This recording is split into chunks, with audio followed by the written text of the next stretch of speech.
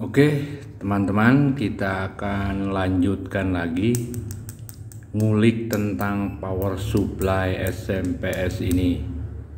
Nah, kali ini saya akan membahas tentang gejala yang umum atau gejala yang biasa ditemukan pada power supply SMPS ini, gejala kerusakan ya maksudnya.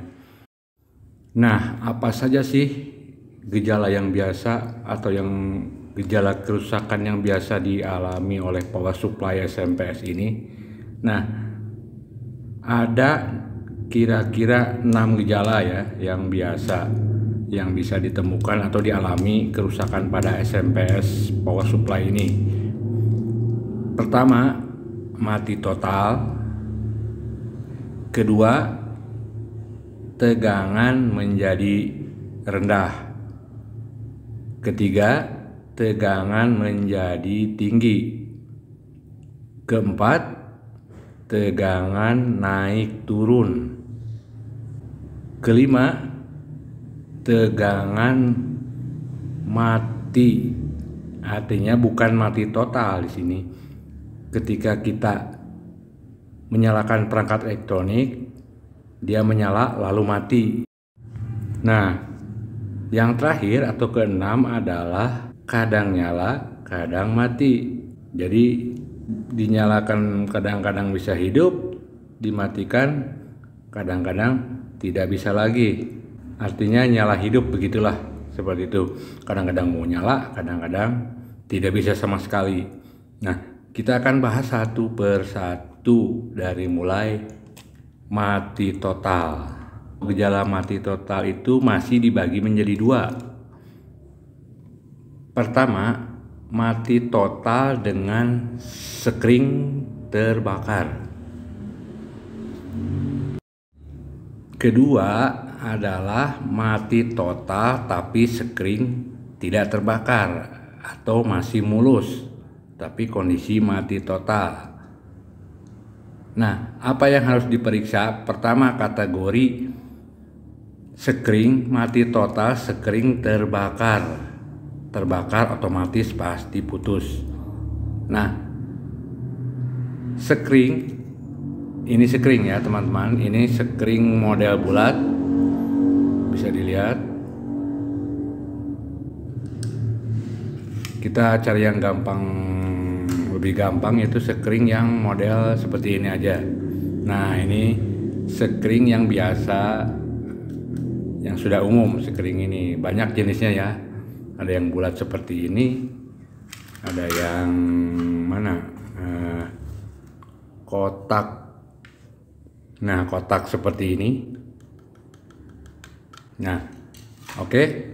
Mati total dengan sekring terbakar. Biasanya mati total setelah diperiksa sekring ada yang terbakar. Otomatis jika terbakar pasti kondisi sekring tersebut putus. Nah, apa yang harus diperiksa? Jika sekring terbakar dan putus, berarti ada sesuatu komponen yang short atau terjadi hubung singkat di bagian primer. Nah, di mana bagian primer itu? Bagian primer, nah ini perhatikan ini teman-teman.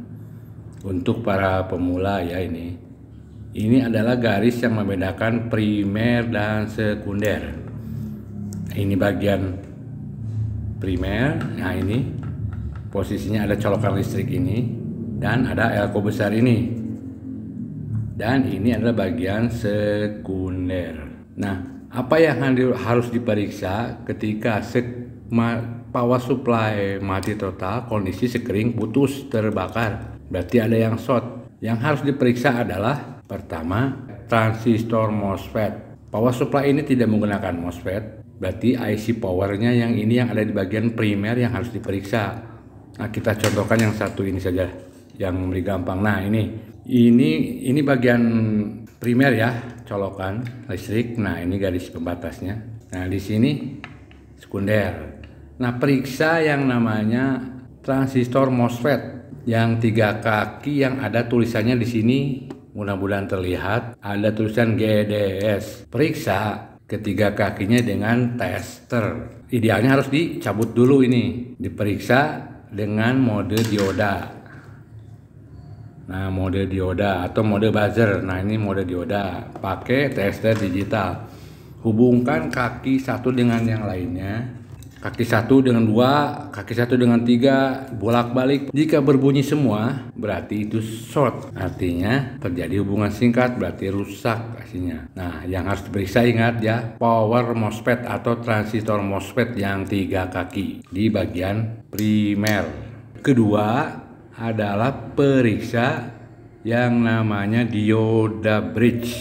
Nah, ini dioda bridge atau dioda jembatan ini. Jika ini setelah dicabut tidak short, kita periksa yang lain. Yang kedua adalah dioda ini, ada dioda jembatan. Periksa idealnya harus dicabut, jangan diperiksa dalam keadaan menempel. Jadi komponen itu idealnya diperiksa dalam keadaan harus dicabut dari rangkaian. Itu idealnya paling bagus, jadi lebih akurat. Nah, periksa dioda ini, dioda yang berbentuk segi 4 ada coakan ini, periksa apakah short. Itu yang kedua. Yang ketiga, periksa komponen-komponen lain secara fisik. Jika ada yang terbakar, ada yang karat, atau ada yang nyambung short.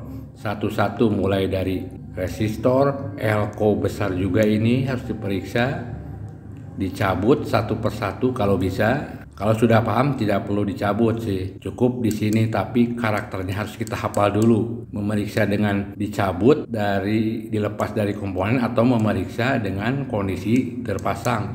Itu karakternya berbeda ya teman-teman, sedikit berbeda karena di dalam komponen masih terpasang ada feedback dari komponen-komponen lain, jadi ikut mempengaruhi. Beda dengan ketika setelah dilepas. Yang ideal, yang paling bagus, yang paling akurat adalah dilepas. Nah, biasanya kondisi fuse atau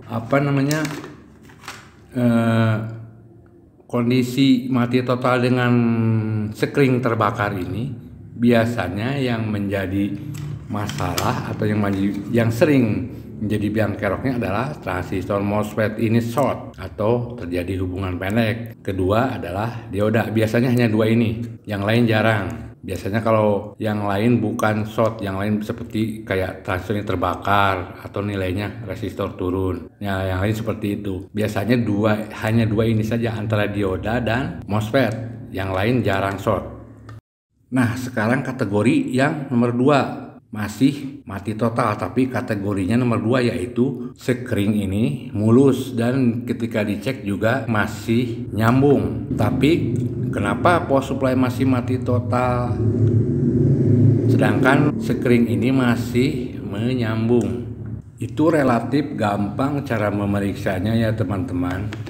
Bisa saja kondisi sekring masih nyambung, masih bagus, tapi kondisi power supply mungkin listriknya tidak masuk karena ada komponen yang longgar atau jalur yang putus di bagian primer ini. Ini bagian primer. Nah, teman-teman bisa periksa kaki-kaki yang mulai dari colokan listrik ini. Apakah komponen-komponen ini kakinya ada yang berkarat, ada yang tidak menempel dengan jalurnya, atau mungkin ada yang patah, ada yang miring, dan lain sebagainya. Itu hanya tegangan tidak mengalir karena ada satu komponen yang terganggu. Nah, solusinya apa? Solusinya periksa kaki komponen, semua komponen bagian primer atau bagian sekunder. Jika ada yang karatan, jika ada yang korosi, jika ada yang tidak nyambung, atau bahkan jika ada yang retak, solderan timahnya teman-teman bisa menyolder ulang kembali. Jadi disolder-solder yang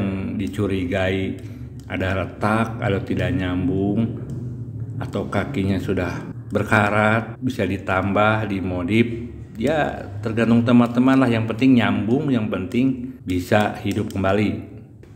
Nah, nomor selanjutnya adalah tegangan menjadi rendah. Artinya ketika diukur tegangan tersebut misalkan 12 volt turun menjadi 9 volt. Apa yang harus dicari jika tegangan menjadi rendah? Menurut pengalaman saya, tegangan menjadi turun atau rendah itu disebabkan oleh elko yang ada di bagian sekunder. Ini, yang ini sajalah yang gampang. Nah, ini bagian primer kan teman-teman. Nah, ini bagian sekunder. Nah, periksa elko ini. Mungkin saja dia nilainya yang tertera sudah tidak sesuai atau sudah turun atau sudah kering. Periksa elko ini. Jadi penyebabnya bisa elko, tapi sebelumnya periksa dulu dioda ini. Nah, yang nggak besar ini. Tegangannya yang diperlukan biasanya berapa? Seperti 12 volt. Itu tegangan umum ya, 12 volt. Ternyata diukur dioda ini sebesar hanya 9 volt atau 10 volt, menyebabkan perangkat tidak menyala. Nah, tegangan menjadi rendah biasanya, sekali lagi menurut pengalaman saya, adalah penyebabnya elko ini yang ada di bagian sekunder. Anda bisa periksa satu persatu apakah nilainya masih sesuai. Tentu saja memeriksanya dengan yang namanya kapasitan meter atau tester biasa, tapi yang mempunyai fasilitas untuk mengukur elko yang seperti ini, teman-teman. Nah, ada tulisan F ini untuk memeriksa elko. Tapi menurut saya yang bercampur seperti ini fasilitasnya kurang akurat. Menurut saya pribadi ya.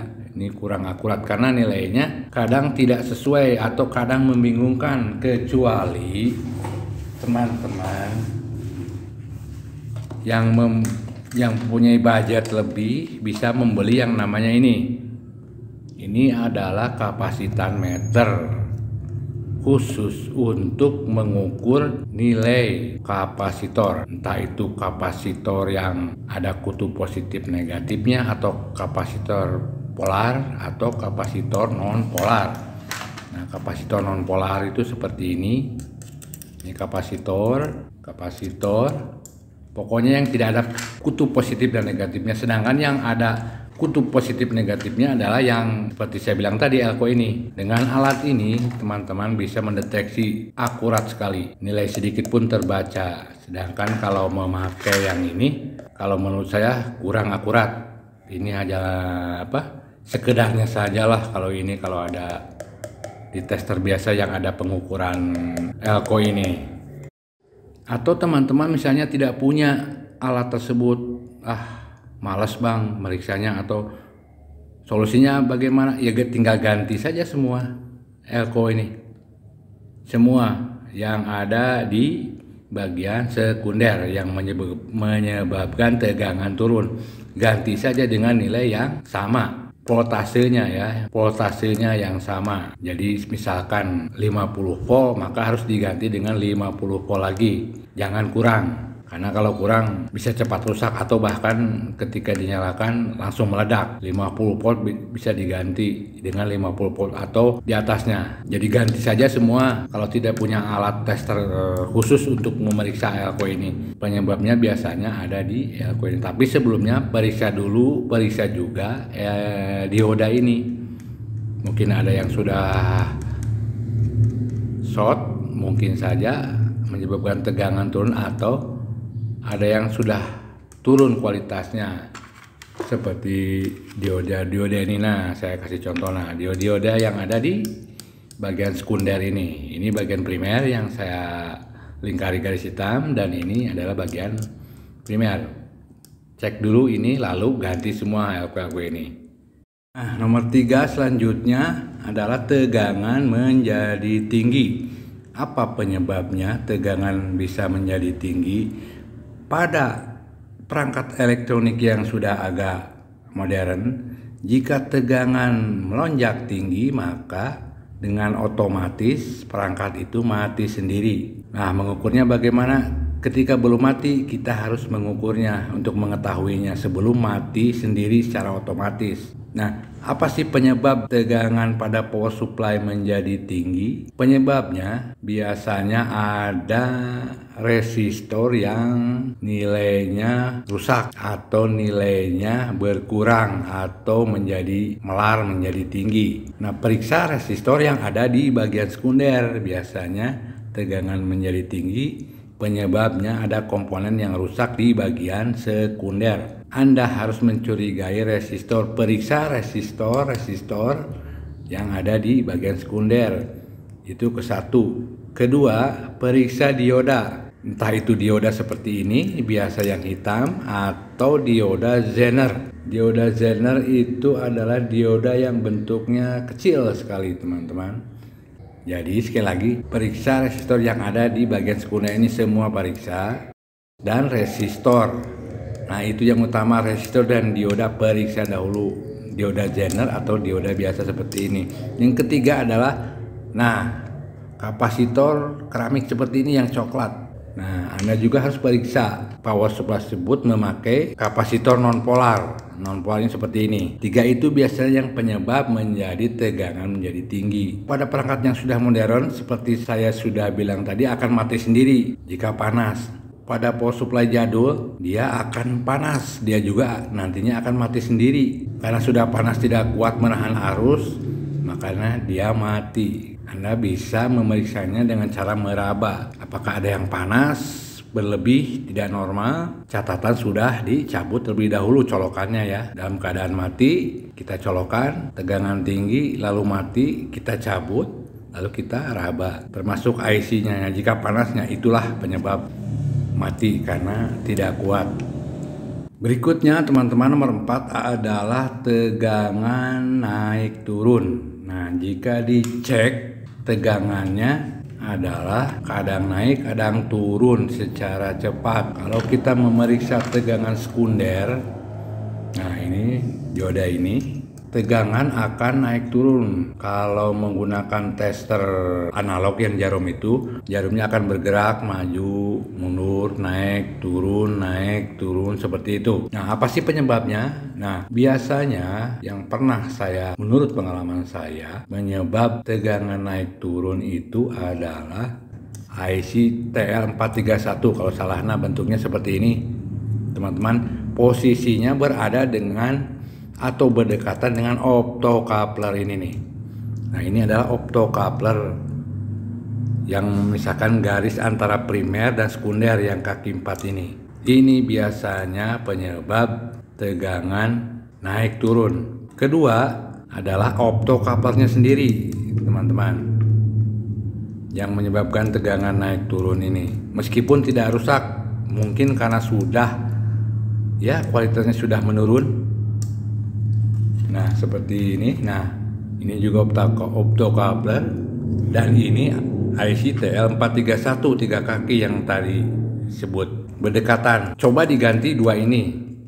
Ketiga adalah bisa dioda. Dioda apa? Bisa dioda yang ada di bagian sekunder. Bisa dioda ini, bisa dioda Zener yang kecil itu, yang merah ya. Nah, itu juga harus diperiksa, teman-teman. Kalau saya pernah tegangan naik turun, saya cuman mengganti IC TL431 ini yang 3 kaki, yang posisinya dekat dengan optocoupler 4 kaki ini, yang memisahkan antara sekunder dan primer. Nah, semua power supply SMPS memakai optocoupler ini 4 kaki. Kaki duanya di bagian sekunder, kaki yang satunya di bagian primer. Nah, IC ini IC ini bukan transistor, IC ya, meskipun kakinya 3, selalu berdekatan. Ganti saja ini. Jika ini masih naik turun, ganti juga ini, atau dua-duanya langsung diganti, bisa seperti itu, teman-teman. Tapi pastikan dioda ini juga normal, termasuk dioda Zener. Nomor 5 ya, power mati, artinya bukan mati total. Dia menyala tengah-tengah, ketika menyala dia mati. Nah, dinyalakan kembali dia tidak bisa, atau harus menunggu beberapa menit. Jadi setelah kembali atau dinyalakan kembali, nyala. Kemudian beberapa menit kemudian mati lagi. Seperti itu berulang-ulang. Nah, Apa sih penyebabnya seperti itu? Nah, menurut pengalaman itu ada sebuah komponen yang sudah mulai rusak. Nah, menurut pengalaman biasanya penyebabnya adalah IC power yang terlalu panas. Jadi IC-nya sudah mulai rusak. Nah, karena IC power ini sudah dilengkapi dengan auto shutdown, artinya bisa mati sendiri perangkat elektronika itu jika ada kesalahan atau ada tegangan yang terganggu untuk mencegah kerusakan yang lebih besar. Nah, saya temukan sering seperti itu. Contoh pada TV, pada monitor, dinyalakan, nyala, setelah kurang lebih 5 menit lalu mati, dinyalakan, susah kembali, kita harus menunggu beberapa menit. Setelah dibuka, saya coba kembali, saya nyalakan, beberapa menit kemudian mati, saya cabut listriknya, lalu saya raba bagian IC powernya. Nah, ini bagian IC power yang ada di bagian primer, seperti ini juga. Nah, ini IC power. Setelah saya raba ternyata panas. Ternyata betul dugaan, ketika IC sudah dingin kembali, dinyalakan, ya nyala kembali, tetapi hanya sebentar. Setelah mati, saya cabut lagi, raba lagi, ternyata panas kembali. Nah, biasanya IC power gejala seperti itu. Jadi power supply yang menggunakan IC power supply yang modern atau lebih baru menggunakan IC power, ganti saja langsung jika panas IC powernya dengan yang baru. Itu menurut pengalaman saya yang pernah alami. Kita nyalakan lalu mati, ternyata ada komponen yang panas, ternyata IC power yang seperti ini. IC power ini bisa di atas ini, bisa juga di posisi di bawah. Ada yang kaki 8, kaki 6, pokoknya IC power atau IC PWM atau IC driver namanya. Ganti saja langsung. Oke teman-teman. Oke, berikutnya yang terakhir adalah power supply kadang mau nyala atau kadang tidak, sama sekali ngadat teman-teman. Ya, kadang mau nyala kalau dia lagi mood, kadang enggak, ditunggu nyalain lagi nggak bisa. Tapi kadang-kadang kita tinggalkan beberapa jam atau beberapa hari, dinyalakan kembali, nyala lagi.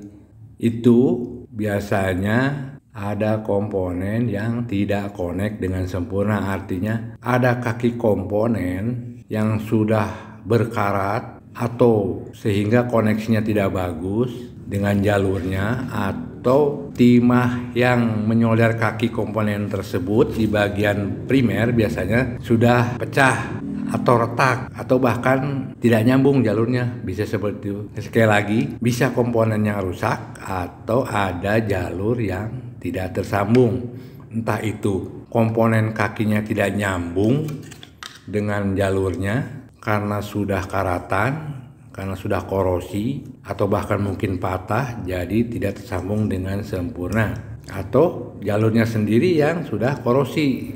Nah, teman-teman bisa periksa dengan teliti apakah ada solderan yang retak, kaki yang karat, jalur yang putus, dan lain-lain. Cuma itu saja.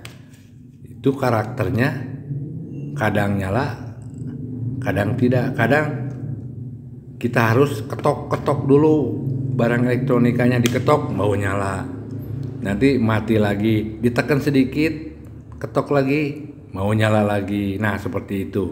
Itu ada koneksi yang tidak sempurna biasanya seperti itu. Seperti sudah saya terangkan tadi, dari komponen-komponennya. Bisa juga komponen yang sudah rusak karena kakinya sudah karat, sudah pecah. Itulah teman-teman gejala-gejala yang biasanya dialami oleh power supply itu. Gejalanya seperti tadi ada 6 gejala. Teman-teman bisa, cara memeriksanya bagaimana, silahkan scroll video saya. Jika memeriksa bagian ini tegangannya berapa, ininya berapa, itunya harus begini atau harus bagaimana, Anda silahkan scroll video-video saya sebelumnya, di situ saya tutorialkan dengan cukup detail, komplit. Oke teman-teman, sampai di sini saja. Jika ada pertanyaan silahkan teman-teman boleh bertanya atau teman-teman boleh bergabung. Di situ ada video tulisan gabung, teman-teman bisa bertanya. Jika sudah bergabung, teman-teman boleh bertanya, boleh diskusi dengan saya. Jika apalagi teman-teman punya proyek atau sedang memperbaiki sesuatu, perlu masukan, harus bagaimana, harus komponennya harus pakai apa, sepertinya modifikasinya harus bagaimana, terutama memperbaiki tentang barang elektronika di rumah seperti TV, monitor, power supply, atau semuanya lah yang berbau elektronik. Teman-teman bisa bertanya kepada saya, tapi syaratnya harus bergabung dulu. Nanti saya, sepengetahuan saya, sebisa saya akan beri masukan atau beri sedikit ilmu saya kepada teman-teman. Oke teman-teman, jangan lupa kalau mempunyai teman-teman ingin bertanya, silakan. Sekali lagi harus bergabung dulu. Karena begini teman-teman, banyak dari teman-teman komentar, jika kita nanya tutorial channel yang lain suka nggak dianggap atau dicuekin atau dijawab hanya sekedarnya saja, nggak detail. Nah seperti itu. Jika bergabung dengan channel ini, saya akan sekuat atau sepengetahuan saya akan sedetail-detailnya memberi tip atau pengetahuan kepada teman-teman, khususnya yang sedang memperbaiki atau sedang belajar elektronika. Oke teman-teman, terima kasih. Sampai di sini saja dulu. Nanti kita akan bahas lagi tentang hal-hal lain atau masih tentang power supply yang harus diketahui atau yang harus dipelajari oleh mungkin para pemula yang masih awam. Saya pun masih awam teman-teman, masih belajar, jadi kita saling belajar saja. Oke teman-teman, sampai di sini saja. Kita jumpa lagi di video berikutnya. Ciao.